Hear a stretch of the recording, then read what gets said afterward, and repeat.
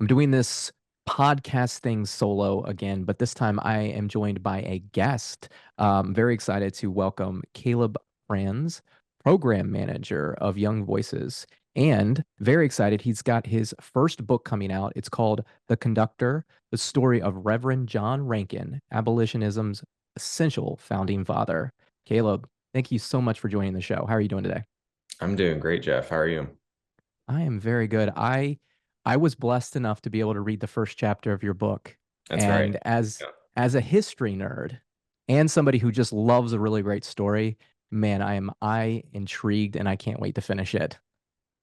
Yeah. The first chapter is one that I was really happy with the way that it turned out. And it seems like the some of the people that I've sent the chapter to, they've been having largely the reaction that I've been hoping to get out of it. So I'm excited for people to read it. Yeah. So to dive in, let's talk about John Rankin. I don't think a lot of Americans, even history nerds like me, know who John Rankin is. Right. Like when we met a month or so ago, and you told me about your book, or maybe a friend of ours told me about your book, and my first thought was, man, there's a person I've never heard of. I cannot wait to know more about this person. And then, so first, how did you discover John Rankin? Is what I want to know. I came across John Rankin in an interesting way. So he actually died in the hometown that I grew up in. So I had known about this character and loosely who he was for probably 10 to 15 years. I didn't really know much about him though. I knew that he died in the town that I grew up in Ironton, Ohio. I knew that he was an abolitionist. I knew that his abolitionism and he was a conductor on the Underground Railroad. I knew that those two factors played a heavy influence in the founder of the town that I grew up in, John Campbell was his name. And I knew he was a minister. Outside of that, I didn't really have a whole lot to go from. And as I was reading another book that I think that we were chatting about a few weeks ago, The Pioneers from David McCullough, I kind of had this realization moment about how much of history is just in our backyards. It's not necessarily always the George Washingtons or the Abraham Lincolns, these people who are really larger than life figures. That's kind of hard to relate to because they have such an epic story.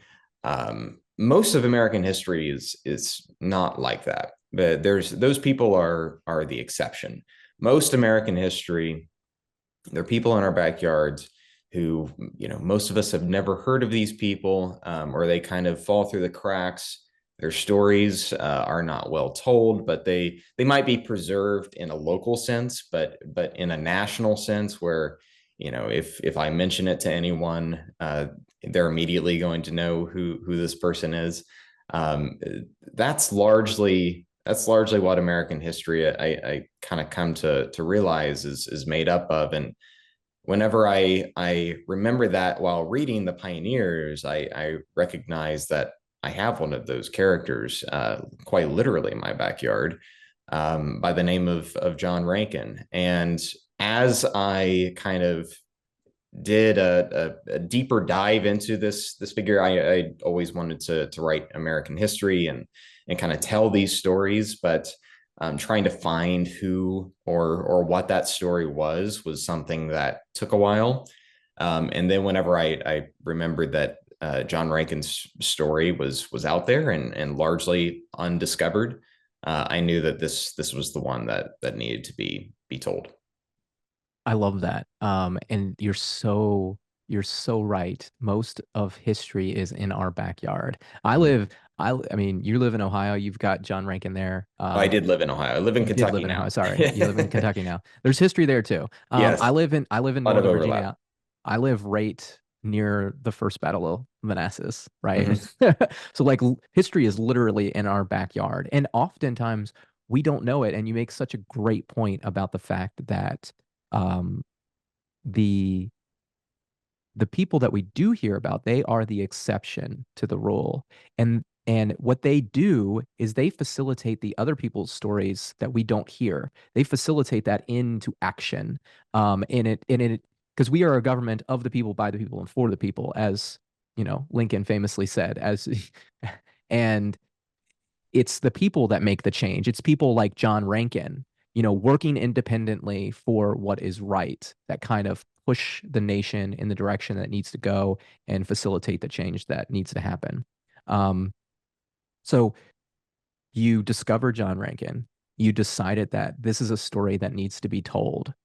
And how do you like how do you dive into something like this? As a first time author, I think I'm a writer as well, and I'm a big reader. I always find it fascinating how much detail goes into these books and how much time and effort. So I just curious, like for industry people, where do you start? Like you just like I don't know, like you just start writing words on paper, or do you develop the story in your head first? Do you storyboard? Like where's your starting point? It is not a short process. I can tell you that much. So essentially, I kind of put together a book proposal that kind of collected a lot of my thoughts in the direction that I wanted to take this story. It also helped me kind of filter out the information that I maybe initially wanted to include because I was trying to throw everything at the wall and see, how much of a book I can actually fill out. Because it is rather intimidating the first time you write something, even if you're pretty confident in the subject matter and in the story. You're like, oh my gosh, what did I get myself into? Do I have enough to actually flesh out an entire book? And then you start to turn over stones and start to discover, you go down a rabbit hole basically, and you start to discover all of these things that lead to more questions, and then you go down that rabbit hole and start to discover all these things that kind of flesh out the story for you. And when you have someone who is, fortunately, Rankin was a fairly prolific writer, so there was a paper trail that I was able to follow with a lot of the stuff that he was doing at any given time, or the records that he was leaving. He was writing a lot of editorials, for example. That was very much a blessing for me as I was putting together the story. So it does vary a little bit depending on what the subject matter is. Someone like a Thomas Jefferson or a John Adams is going to have a huge paper trail. But someone, out in what at the time was considered the frontier of America, that's a little bit more difficult to track down. So there is a bit of a process. You have to know where you're looking for. Fortunately, the people in Ripley, Ohio, where most of this book takes place, that is where they have preserved, I think, his legacy really well. The Rankin House is a museum currently. You can go to it today, and it's really cool, and really, especially when you know the story, it's really cool to go in and experience. But they've kept a lot of the records, but some of it is just kind of like just following your paper trail and trying to uncover new information. It's a long process, but it was one that I thoroughly enjoyed. It it sounds like a lot of fun, to be honest with you. It is, yeah. So, let me dive into this. I got to read the first chapter, which thank you, by the way, for that. And the book comes out on October 15th for those who are listening, and I highly recommend to go pre-order it, okay? Because if you want to preserve American history, you want to learn more, you got to support writers who are writing about the the turning over stones and sharing information with us. And what I think that you've done here is you've laid out just a beautiful foundation for a book. I read a lot of biographies, so there's kind of a pattern or a pathway to writing a really great biography, and your first chapter sets that pattern up very well. You lay a foundation of the issue, which is slavery, um, and kind of the constitutionality or unconstitutionality of it. And then you also lay the foundation for Rankin as a human being. You Mhm. talk about his father, you talk about his mother, and there's a couple things I want to get into here before we get into the slavery stuff. Is you say Rankin's father, Richard, was a calm and steady force in his early life, and his mother was kind of she is Jane, correct? Yes. Jane's okay. So Yes. Jane was outspoken and opinionated. They're kind of like opposites, it sounds like, you know. They And were. Yeah. Rankin, from what I've gathered so far, and I haven't read the full story, but Rankin seems to be much more influenced by his mother than his father. Now, he actually, you have a quote in here. It says, "The influence of the mother is more impressive than that of the father."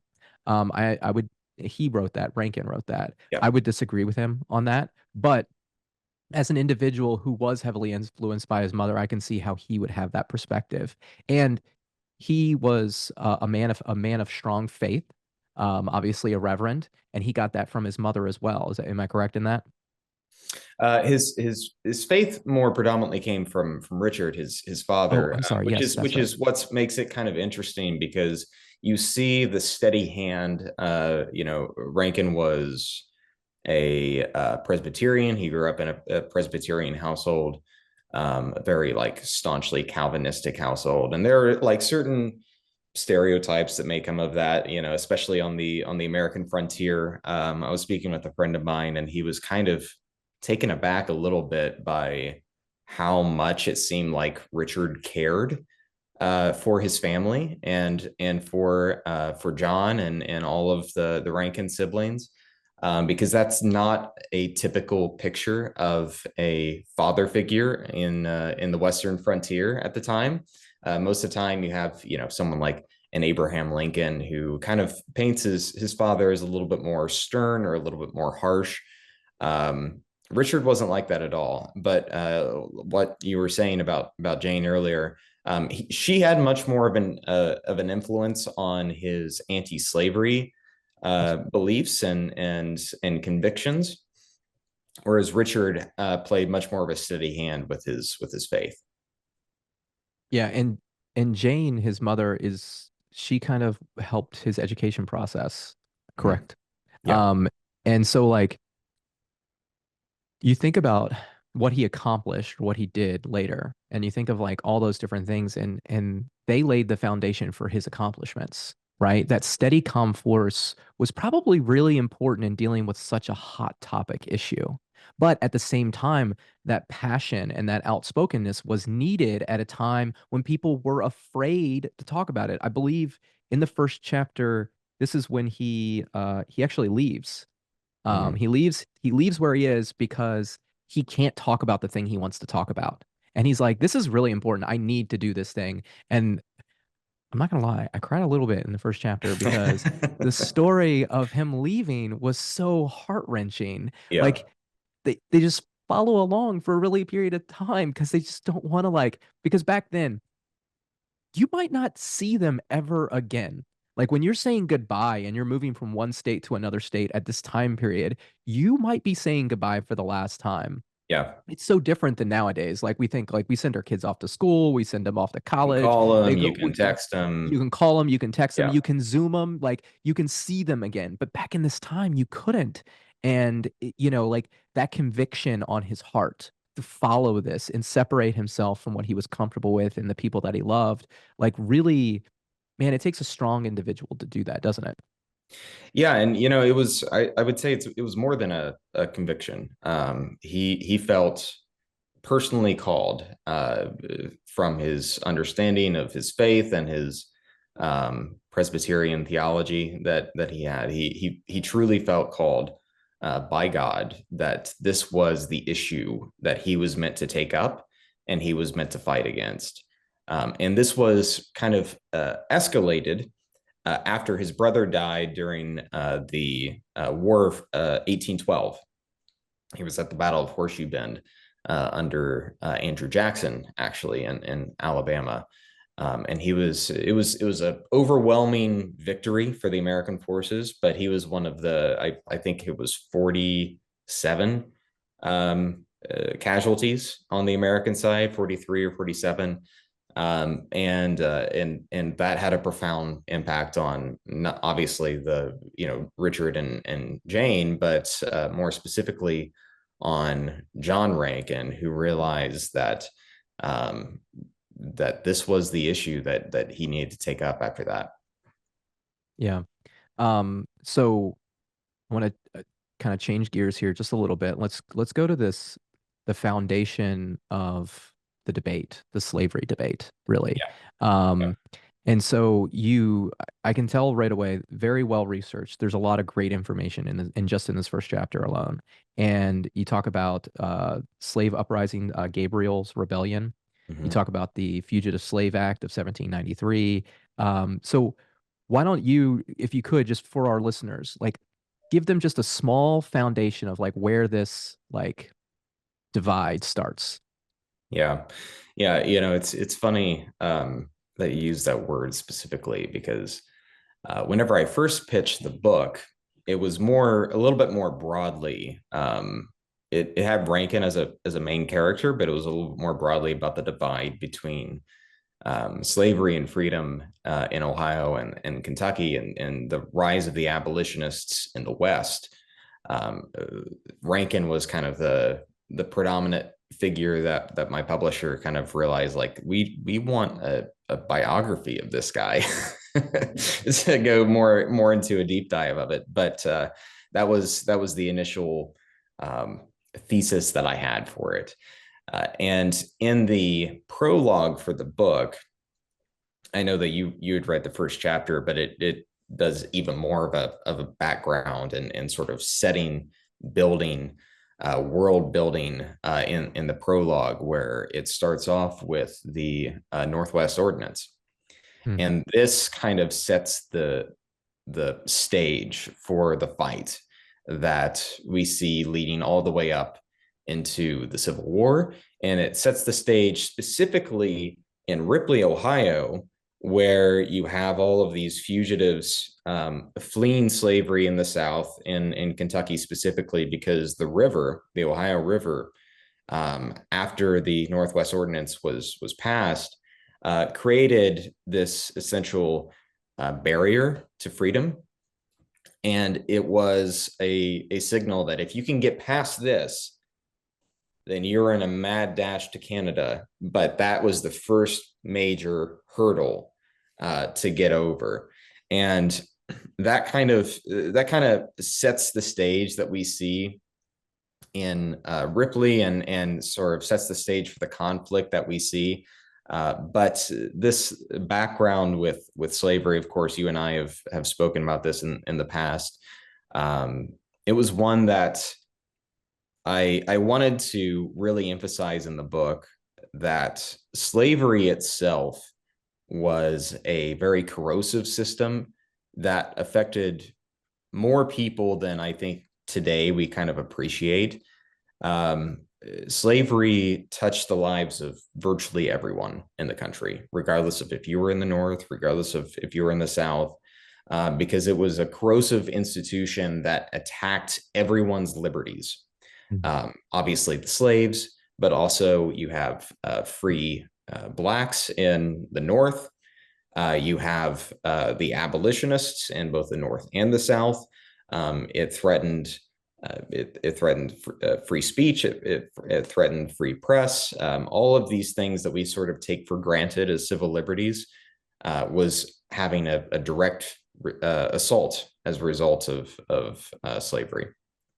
Yeah. So there's a lot there that, I love the fact that you start with the Northwest Ordinance of 1787. So like I put together this packet for a friend of mine for like on the Civil War, and that's Mhm. exactly where I started it. I started it Yep. at the Northwest Ordinance because like when I read history, you read the founders' debates on this issue, what you realize is there was a majority of Americans, of the founders, did not like or want slavery because of all of the reasons that you just said. It wasn't just about the slaves, which was terrible. The fact that we were fighting for this freedom, this liberty, this idea of liberty, and at the same time we were restricting others' liberties. But the fact that it hurt so many other people. And so the particular reason why I feel like it hurt so many is the three-fifths compromise, right? Because it gave the Southern slaveholders extra power in Congress. So they were essentially able to purchase more representation. They were able to purchase more power. And that allowed them to kind of like maintain their system. It was really hard to get rid of. So yeah, it's crazy that like we look back today and we think about this one little thing and we say, well, slavery was bad. And it's like, well, there were a lot of really good people doing things. And so specifically, you talk about the constitutionality of the debate. And my if you read the Constitution, you'll notice that citizen slavery, like they were kind of kept out of the Constitution because they didn't want to enshrine it. Right. Um, and Yeah, the because they first even the first even in the place that the word slave or slavery is mentioned is in its abolition in the 13th Amendment. It's nowhere to be found in the original Constitution, specifically for that purpose. Obviously, there are instances in which it's very clearly speaking about slaves, Mhm. such as the Three-Fifths Three-fifths. Compromise or such as the Fugitive Slave Clause. But it goes almost to a painstaking length to avoid saying the word. And what you were kind of getting at is exactly right, because they were very careful not to institutionalize slavery, because the second that you put the word slave or the word slavery into the Constitution, when you're referencing what is obviously you're talking about slaves and these various points in the Constitution, then you have legitimized the institution, and that was something that they were very careful not to do. Yeah, because as you mentioned, it was corrosive to Mm-hmm. society. It wasn't Mm-hmm. just corrosive to the people enslaved, it was corrosive to everyone else. And Mm-hmm. as I was trying to find it in my notes of Madison here, I can't remember who exactly said it, but the quote is every slaveholder is a petty tyrant. I believe that was George Mason that said that. Yeah. And I could be and wrong, but I'm pretty sure that was Mason. and I think like the idea here is like if you are able to control a large group of people, you have this extra sense about yourself. Mm-hmm. You're lifting yourself above humans. And at the and and back to Rankin and his faith, like we are all creatures of God. We were created by him and we are flawed and we are both good and bad. And recognizing that and working towards good is how we move our society forward. And slaveholders had this mentality that they were good and the slaves were bad and they were separating themselves, and by separating themselves from the other people they're also separating themselves from God in a way. That's right. um Yeah. and so and that's with that idea and the mentality that it creates around the slaveholders, and then giving those same people who have this elevated sense of themselves extra power in Congress, they were able to wield that power. And as we go through the story, really make things difficult for anyone trying, for all the abolitionists. So why don't you tell me a little bit about Rankin's story going forward? How did he cut through the slaveholders' power? So after he left Tennessee, in Eastern Tennessee, he was kind of part of that, the state of Franklin, the former state of or the almost state of Franklin, if you're familiar with that.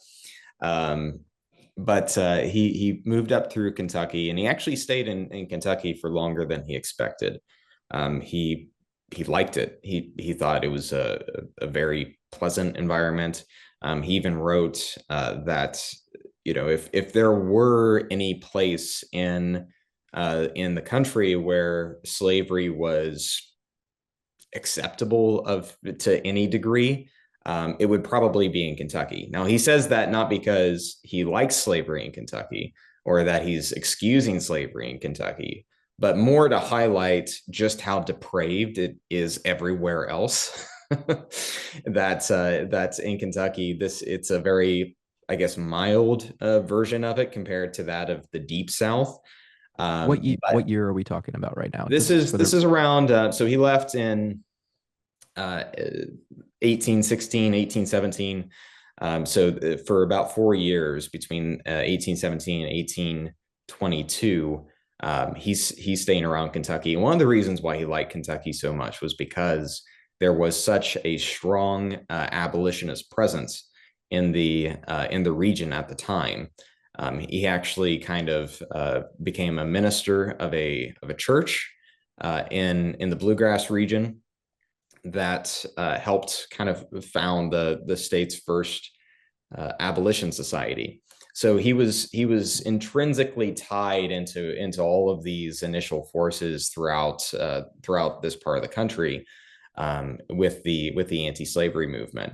He eventually had to complete his journey to Ripley because he started to minister to slaves and giving them an unadulterated version of scripture, one that actually speaks about the freedom in Christ and things that slave owners got a little weary having their slaves here, that you're equal in the eyes of God, or that you have a spiritual freedom that could eventually lead into some sort of, what they were all worried about was a slave revolt or some sort of a race war at the time. And in 1822, it was actually New Year's Day that he crossed the Ohio River into Ripley, Ohio. And things were not easy for him at the time. Ripley was kind of I call it a prototype saloon town of the Old West.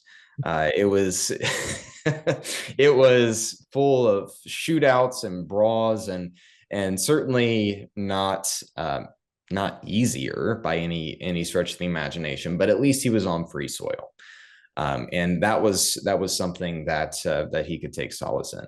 And as he was building up his life in Ripley, he eventually got a letter from his brother Thomas, who was a merchant in Virginia, and he wrote to him, just largely catching up. And he was very excited to receive his letter until he got to the big news that he was informing John of, which was that he had purchased slaves. Now, Mm. to John, this felt like a gut punch because it was almost like a sense of betrayal, because he had grown up in the same anti-slavery household, anti-slavery sentiments. Um, it was a betrayal not just to himself and to his family, but also to his creator. And that kind of made him realize, like, if my own flesh and blood can can stumble to these mistakes or be swept up by these arguments that actually slavery is not as bad as it is, or that that it's somehow allowable by God himself, or sanctioned in scripture. If he can fall prey to these arguments, then anyone else in the region that he's in is obviously fair game, and they're obviously not going to know any of the arguments that he has come to find natural to him. So what he does is he puts pen to paper, and he starts writing these letters to his brother.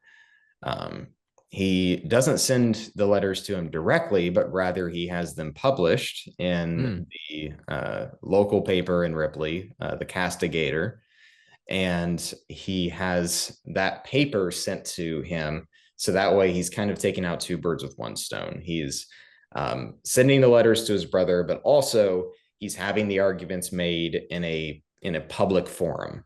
How does Um, so how does that work out for him? So, as like a relationship thing, Like you said, it's not directly, it's a passive way of communicating, but it's also you're passively communicating with a relative in a very public manner.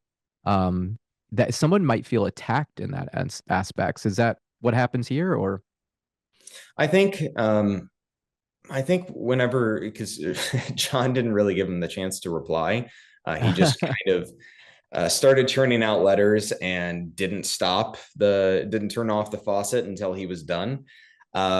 So I think whenever he kept receiving these letters in such a public forum, he probably, my estimation is that he probably felt shame, and grief that he had betrayed everything that he had known growing up, and betrayed his brother in this way. Because by the end of the letters, they did have their intended results, and Thomas did rid himself of divorce himself from the institution of slavery. He came to Ohio to free his slaves, and then he went on to move to Louisville, Kentucky. But these letters, they took off like wildfire in the region. they went viral in a way? They went viral. Yeah, they were a mini sensation. Now they didn't go too far because unfortunately, at the time there was an incident of arson in the warehouse that was housing them. So these letters at the time, John just thought, well, at least they had the intended result, and he said his piece, and that was that. Well, 4 years later, a Quaker in New Jersey got his hands on it, and this Quaker happened to come across William Lloyd Garrison Hmm. and handed him these letters. Now, this was a very different Garrison at the time. So, real quick, could you Yeah, go explain ahead. to our listeners who is William Lloyd Garrison? Because we both know who he is, but not everybody else might know who he is. Right. So William Lloyd Garrison, you may have heard his name, or maybe kind of in passing, but Garrison is largely thought of as kind of the premier abolitionist, so to speak. He had a profound influence on Frederick Douglass in later years, and he built the anti-slavery movement as we know it. So, and the Liberator was the paper that he put out for that, and Rankin's letters had a profound impact on that happening, because at the time Garrison was more favorable toward the idea of colonization. He was Hmm. already kind of leaning away towards that, but Rankin's letters kind of help collect all of his thoughts that he was having on the issue of slavery, and put it in a very concise and very comprehensive way in which no one else had really done before in support of immediate abolitionism. We talk about slavery in the context of the late 1700s, early 1800s. And most people at the time kind of agreed that slavery had to be dealt with, or at least most people, like in the founding generation, and so on and so forth. They agree that it had to be dealt with, and they did not want it to sustain life in the country. But how you go about that was the big question. Right. And a lot of people kind of fell on gradual emancipation. Right. Uh, Rankin was a very early and very vocal adopter of immediate emancipation. The idea that if a slave has a right to freedom, if which a lot of gradual emancipationists would agree to some extent, then they don't have a right to freedom in 20 years or in 2 generations. They have a right to freedom now, and it's our duty as people of a self-proclaimed free country to ensure that that right is fulfilled. So I want to talk about that a little bit, because that's a really interesting concept. Because I've thought about this a lot, and like we kind of we I don't, when I say we, I mean modern society kind of looks back at our founders and kind of condemns them for allowing slavery to be a thing, not Hmm. realizing how outnumbered or like how difficult it was to because while a majority of people didn't agree with it, they also didn't see it because, as you mentioned, early on, slavery was more tame than it was later. And it's not to say that any form of slavery is good. It's just to Right. say that sometimes some form of slavery is easier to see as bad. And it's Right. more emotionally pulling on an individual to be willing to risk life or liberty of their own for life and liberty of somebody else that they don't know. I doubt most Americans are willing to get up and go fight a battle right now for somebody they've never met before or for people that they've never seen before, because for a lot of Americans, you may not have ever come in contact with a slave or a person of color at that period of time. And so this idea of gradual emancipation, I think it was, if you're going to change an economic system in a country, you do have to find a way to do it with a plan. And I Mhm. think that, we talked about the Northwest Ordinance, there was the Missouri Compromise, there was the end of the slave trade. It appeared there was a plan for gradual emancipation. It's just the plan kind of got derailed by the power of the slaveholders they were trying to do. And I think that, in all honesty, I look at the slave trade, the ending of the slave trade, and it almost got worse after that because the value There of were being more a slave, passions, yeah, and more people sort of intrinsically tied to the survivability of the slave system.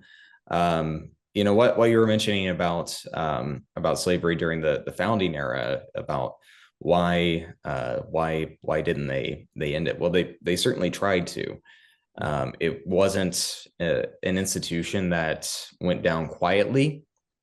And what a lot of them, specifically people like Jefferson, people like Madison, what they tried to do was they realized, like, well, they didn't have any authority to outright abolish it in the slave states, which they were correct on. They didn't have any authority at that time, barring any sort of constitutional amendment. Um, and the Northwest Ordinance predates even the Constitution, so Mhm. so they Yeah. they definitely didn't have any authority under the Articles of Confederation.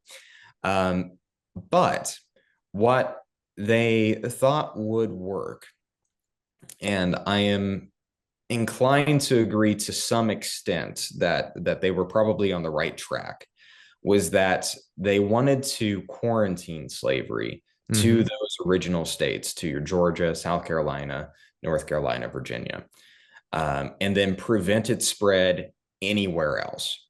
Hmm. Now, they obviously didn't succeed at this, but I think that kind of marks the moment. I forget if I was speaking about this with you or another one of my friends, but about sort of when did the Civil War become inevitable? Was it the Compromise of 1850? Was it the Missouri Compromise? Um, I think it probably was whenever slavery was allowed to expand into the West, into places like Alabama and Mississippi and Tennessee. Because without that, it probably would have been able to be defeated without violence. But because we had that, I think it probably did become inevitable. So, 100% agree. That's exactly what they were trying to do. You said you used the word quarantine. I think of it like a fire. They were trying to like Mhm. smother it, Yeah. and isolate it off because as the country, if the Missouri Compromise is followed, right, and we don't go manifest destiny isn't about adding slave states. It's about just adding territory. Hmm. And none of that territory becomes slave territory, then it does become stifled because the economic system that was in place for the North, which is our economic system that we live in now, is better for a majority of people. It gives more opportunity for people to build businesses, grow their family, support their communities than the slave holding economic system did. And so simply by having it be largely outnumbered from of a group of states to a small group of states, those people inside, the ones that aren't slaveholders, because remember, even in the slave states, there was a division between slaveholders and non-slaveholders. And the slaveholders were able to maintain power in their own states over top of white Southerners who didn't own slaves. And those Yeah. were the poor white people, Yeah. because they weren't able to own have servants for themselves to do they actually had to labor themselves, but jobs were at you couldn't get a job because why would you pay somebody to do work when you could just buy a person and make them do it for free, Mhm. And so they definitely, that was the strategy. And then to your point of like, when did the Civil War become inevitable? So my take is it became inevitable with the nullification crisis during Jackson's. Now I understand that this isn't specifically about slavery, but it is a southern state testing the constitutionality of federal law. And what they are doing, and Calhoun, he was the guy more than anybody that transferred the slavery is a necessary evil to slavery is a positive good. And he was also the guy that And wanted the union. a right Uh, of the Southerners. Yeah. right. And he didn't want to let go of that right. And so what South Carolina was doing, whether it was about slavery or not, what they learned from it was if we're going to push the boundaries, we're going to hold our states' rights up to protect this thing.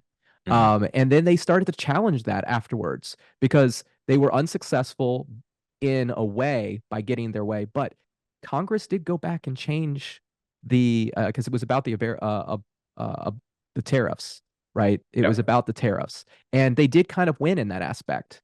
They said, "Hey, we're not going to do this. We're going to take our ball and go home. We don't like you having power over us," which was always the fight, and was always about federal power over state power. And then, you know, if you're a state that has slavery and you're watching the world stifle slavery out because it wasn't just America. There was Haiti, Great Britain. Great Yep. Britain. Like slavery was going away everywhere by time you get to the middle 1800s. And so you look back and you learn what you learned from the nullification crisis and you go, well, I know where we're going. Like there was only one path at that point. They were either going to give up and change their mind or they were going to fight. They were going to fight to keep it. Yeah, I think I mean I think that's a very worthy inclusion as well. Of course the influence of slavery had to play a significant role in that. In which I don't think that they necessarily would have had that same influence if it were to be quarantine, which is kind of why I kind of um, place the inevitability. And of course, it's not all just one thing. It's a road of a series of Hmm. bad policy that led to that. But if I can point to one thing that if this changed or if this worked out differently, would we have been able to prevent the Civil War? I don't know if any of the other ones, like if the Compromise of 1850 or the Missouri Compromise, if any of them worked out differently, how different the outcome would have been. But I do think that if we were able to quarantine it to the original Southern states, then those I think probably would have had the biggest impact on it. Yeah, I mean, what I take away from the nullification crisis is the southern states were always more willing to leave than the northern states. They were always more willing to hold strong on what they believed. And There was a sense of honor that went with it. That was very prevalent in the South. Of course, if you know anything about the story of Andrew Jackson, you know that was, or for that matter, Henry Clay as well. mhm, This sense of honor, it was almost really the main driving force between the in the War of 1812 as well, of a sense of national honor and national mhm. respect on the world stage, and that was very prevalent in the South, and in the way that I think we almost kind of overlook or forget today, but it was a significant influence. Yeah, and because I think what happens is both the North and the South learned from the nullification crisis what the South was willing to do, and it played a factor in all the negotiations that went forward. Mm-hmm. So, looking at the Compromise of 1850, it was not a good deal for the North. Like it, Oh, it, it was a terrible deal for the North. The slaveholders 100% won that, just like they won the nullification crisis, right? mm-hmm. They didn't have to leave the Union, but they got the law changed, and there are other processes in government and in the Constitution to change these things.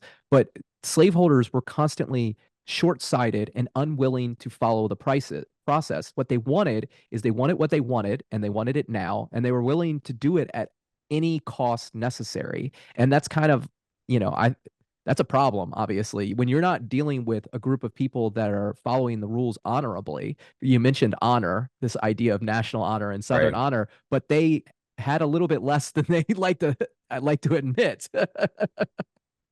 Yeah, I try to highlight. I don't really touch too much on the nullification crisis in the book, but obviously some of the other ones that I do that has more of a direct tie to the happenings in Ripley at the time, and how it affected John Rankin. But all of these things kind of played a rather significant impact on the trajectory of that. And honestly, a lot of the Southerners spoke a big game about nullification or states' rights at the time.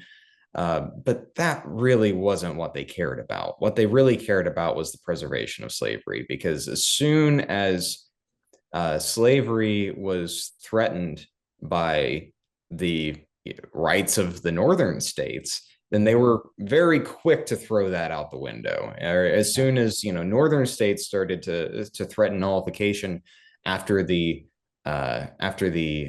Fugitive Slave Act of 1850, well, they were very happy to use federal force to go in and enforce the fugitive slave law. So all of these things were more tools than anything else. We today, in today's lexicon, we like to tie things like states' rights and nullification and federalism to this history with slavery, but in reality, slavery itself was a beast of its own, and Mhm. it didn't really have any sort of philosophical or driving philosophy that led it to its own preservation. It was just interested in its own preservation, and Yeah. that's really it.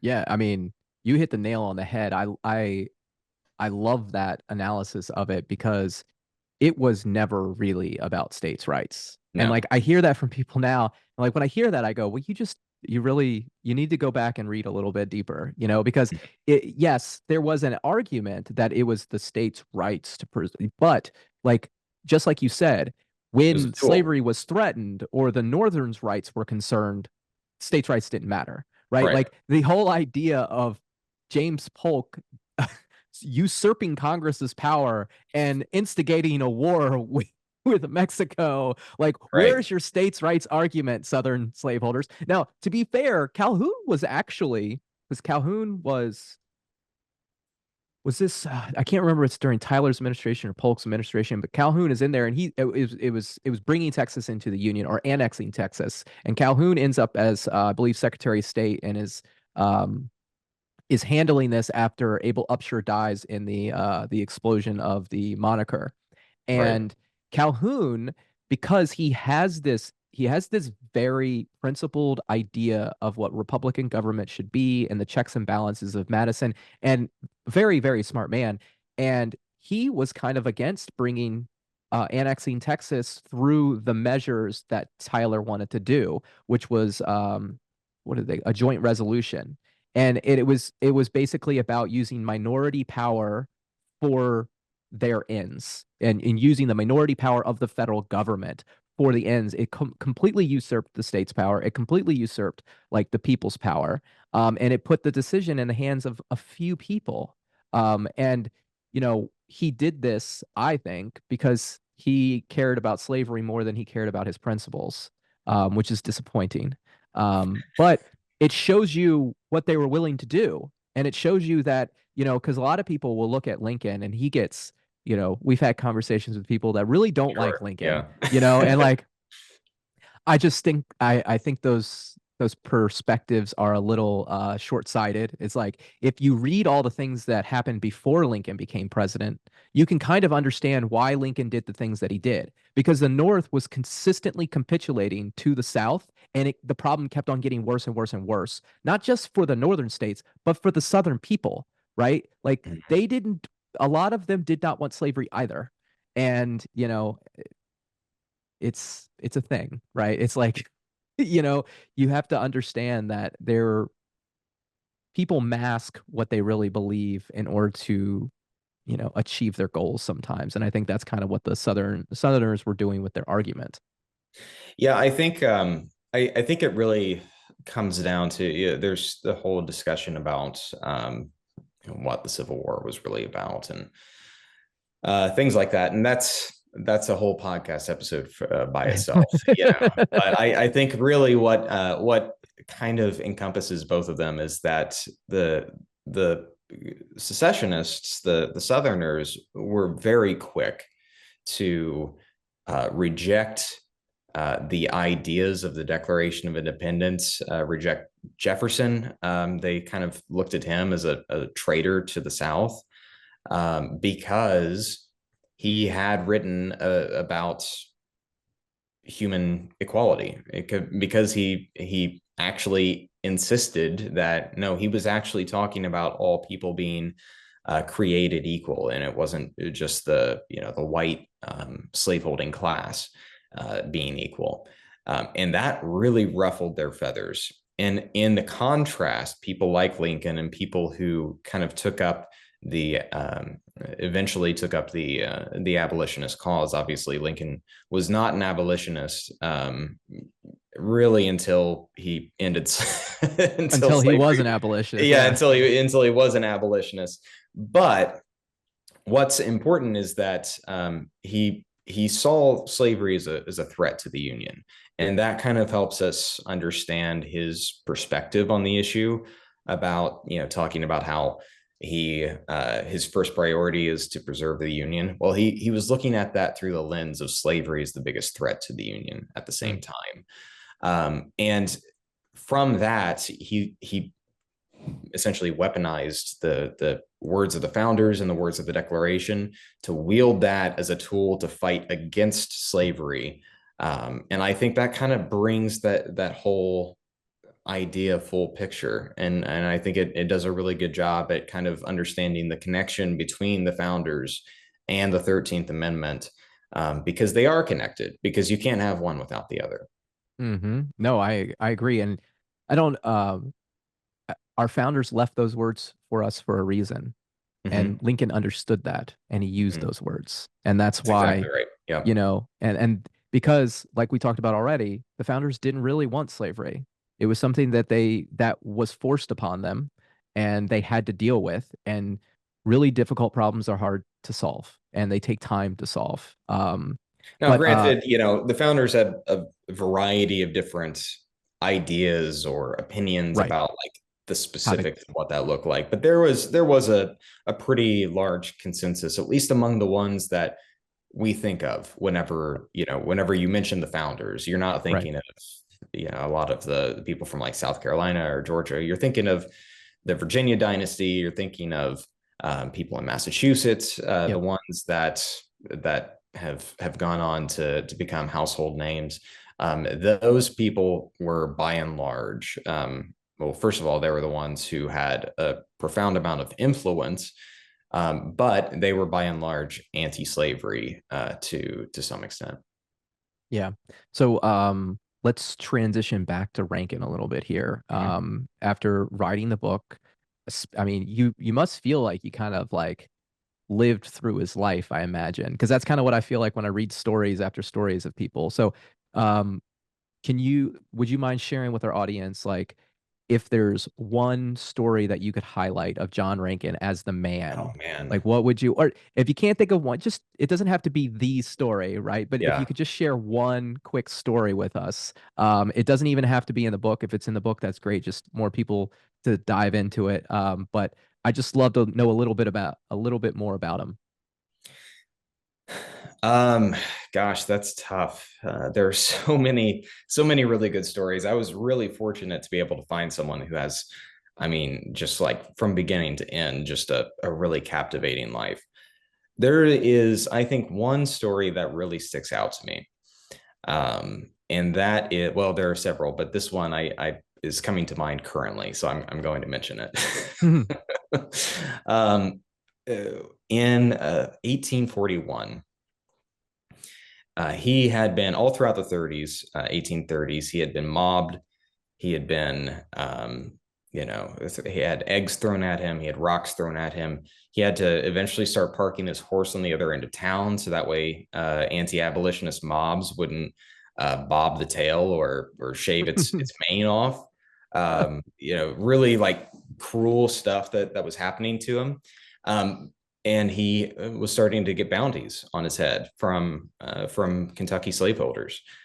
In 1841, this eventually came to a climax, and this is a really big element in the book and in the story, to the point to where there was a legitimate firefight, a legitimate shootout on his property, sitting above Ripley. What's cool about his house is that you have Ripley kind of sitting on the riverbank, and then you have a single house in the background that everyone could see from miles away, slaves on their journey to freedom, as well as slaveholders who could recognize that that house was the house where slaves go to disappear and they would never get them back.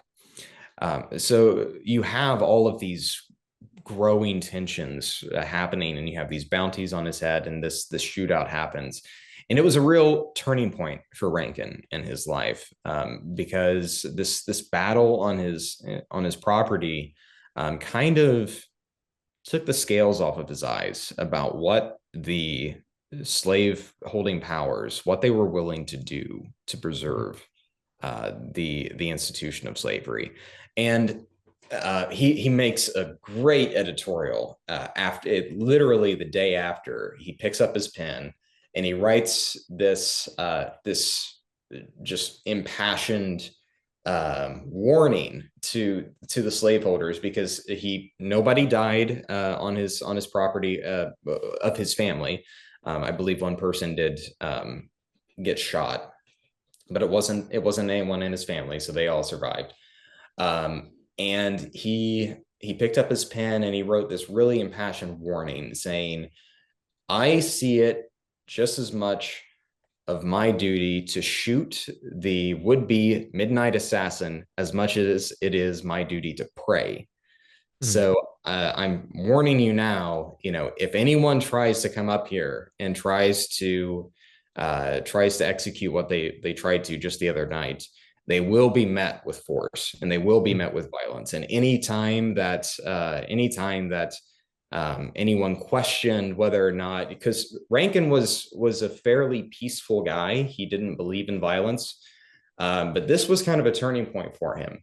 Not in the sense that he went down a John Brown road, but in the sense that he was almost mournful in that he thought, this is probably going to be how it ends up. This is probably how slavery is going to have to be defeated, because nothing other than violence can possibly defeat an inherently violent institution. Yeah. And that I think was a big moment for him, and you kind of see a change in his attitude for every part of the story after that attack on his hill. And it's a really exciting story, but it's one that I think kind of is a preview of the war that was set to come. That's fantastic. I can't wait to read about that. So, when you were talking about it, what I was thinking is like, honorable men think that their competition will act honorably. Mm-hmm. And this was the moment where Rankin realized that not everybody is as honorable as he is. Well, And ever since his brother died in the War of 1812, I think that was a significant moment in his understanding of war and peace and violence, and he wanted desperately to do everything he could to defeat slavery, but to do it peacefully. And he held on to that really until the end of the Civil War. But I think that attack on his hill, he didn't change his opinions about that. He still fought for a peaceful abolition. But I think he started to kind of understand that no matter how hard I fight for this, I think it's going to be inevitable. yeah, such a shame too. Yeah. And you think of all the lives that were destroyed because of this. I mean, I can't Yeah. remember how many people died in the Civil War, but there were a lot. And then all the broken families, and then all the people that were injured in the Civil War that weren't able to go back to work and like live a normal life after that. I mean, it's just such a tragic thing for what? For a handful of people's power, essentially. Mhm. Like why what caused the Civil War? Slavery caused the Civil War. Why Mhm. did we have the Civil War? Because a handful of people had too much power in our government and Mhm. they were able to fight for this thing that was only in their interest. The whole system is designed for all the different interests to have balanced say in the government. And this one interest of slavery had way more say than every other interest in the nation, and it overshadowed everything else in the nation.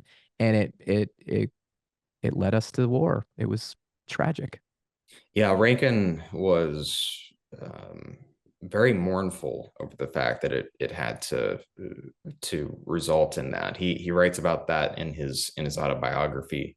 Uh, he's 80 at the time that he writes his autobiography, and he talks about how he witnessed, he was very happy that he had lived long enough to see slavery be defeated, but he also writes about how it did not come the way that he had fought for and the way that he had hoped for.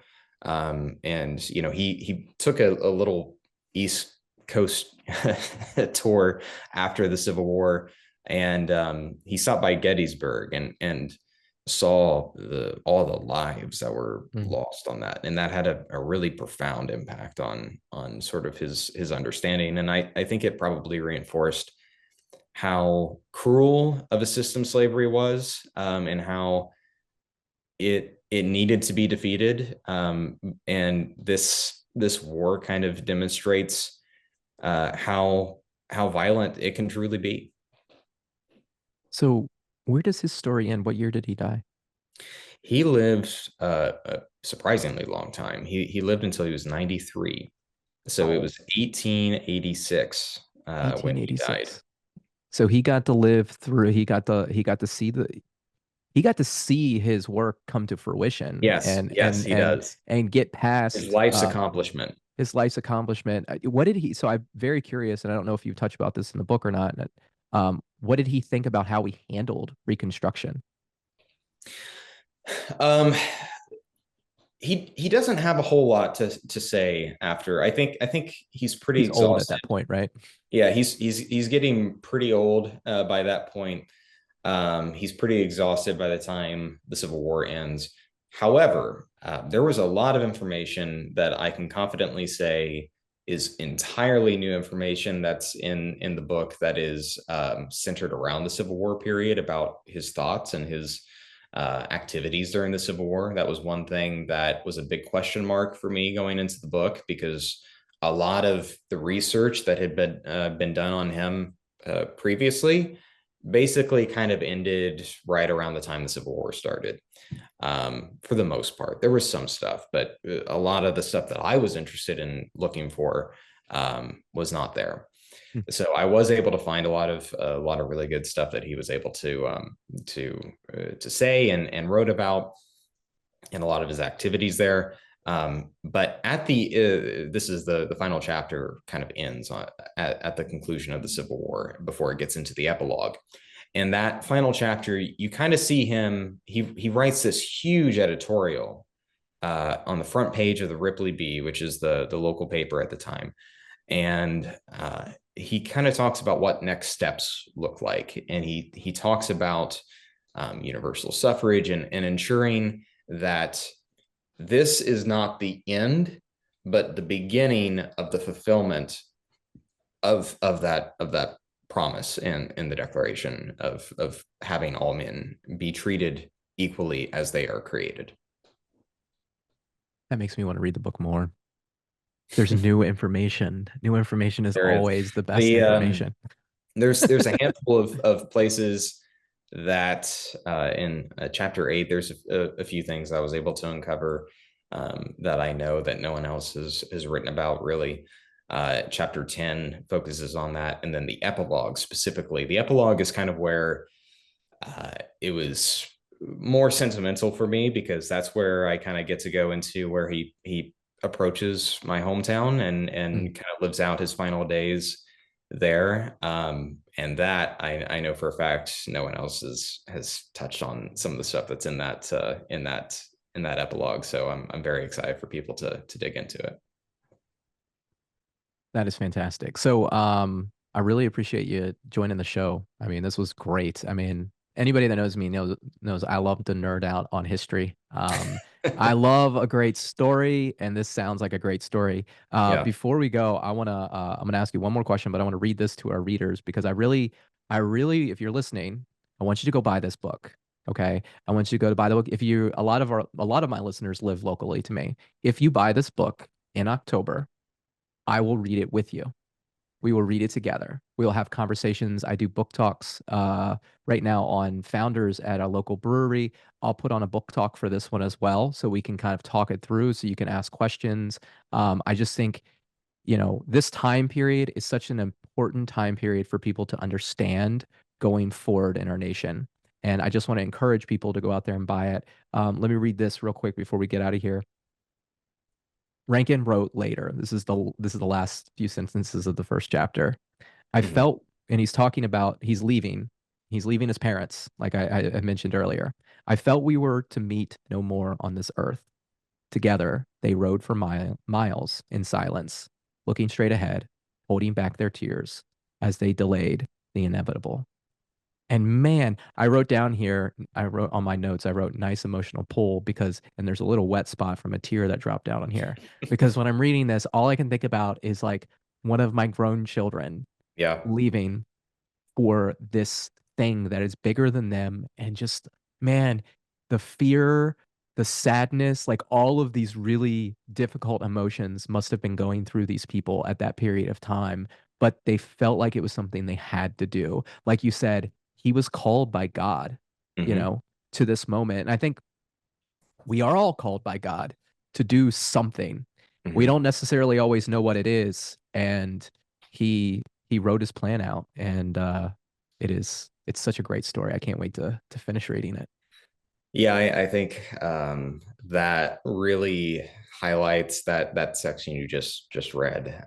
Really highlights. I wanted to dive into a lot of the sacrifices that Rankin had to make in order to accomplish this, as well as his internal thoughts and his internal feelings about what he was going through throughout this. And I think that chapter closer in particular is one that I think a lot of people are going to have a similar reaction to.